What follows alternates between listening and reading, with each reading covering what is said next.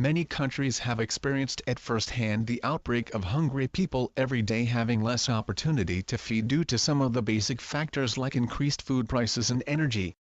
These countries are Egypt, Pakistan, Morocco, Indonesia, Malaysia, Cameroon, Ivory Coast, Ethiopia and Madagascar and many more, and all these countries have experienced the same crisis at different point in their history.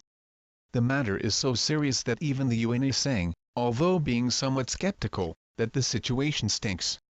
In an internal memo that was leaked to the press, the UN believes that international concern for this situation as one of the biggest concerns is that the whole system of emergency food aid cannot cope with the crisis. We need to launch specific emergency plans to respond to the needs of all urban populations. The famous hunger riots that occurred in various countries around the world these days have sounded all the alarms, because according to Jean Ziegler, a special advisor of UN for Right to Food, are not cyclical but structural and can easily be anticipated in the immediate term, as a long period of unrest, conflict, uncontrollable wave of destabilization that could lead to despair for millions of poor in the world. According to the UN, every 1% increase in the price of food leads to 16 million people mired in food insecurity, which would lead to the following trend: about 1,200 million people in 2025 will be on the line of suffering due to chronic hunger.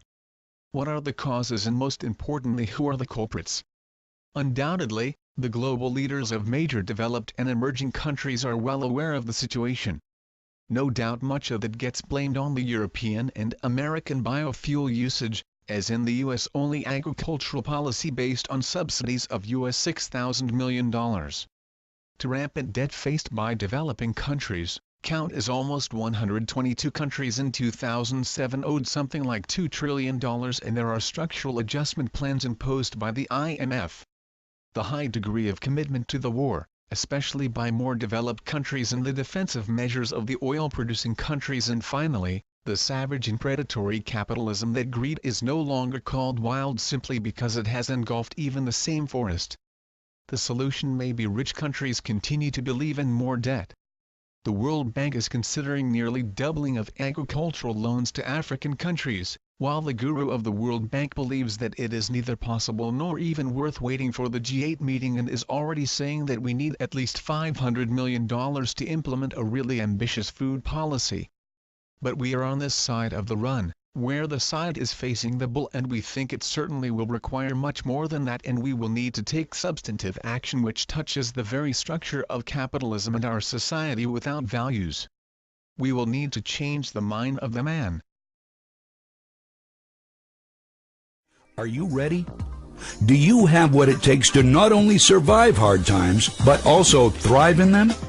In times like these, the most valuable currency we have is food and food reserves. It is more precious than gold, oil, and cash. Food is our greatest dependency, because when you're hungry, nothing else matters. You know it, and I know it. You can't control earthquakes, floods, or the real estate meltdown. But if you have food, you have personal solutions to how these things affect you. Register right here, right now, and order your 6 free meals so you can truly discover what the currency of the future and your freedom taste like.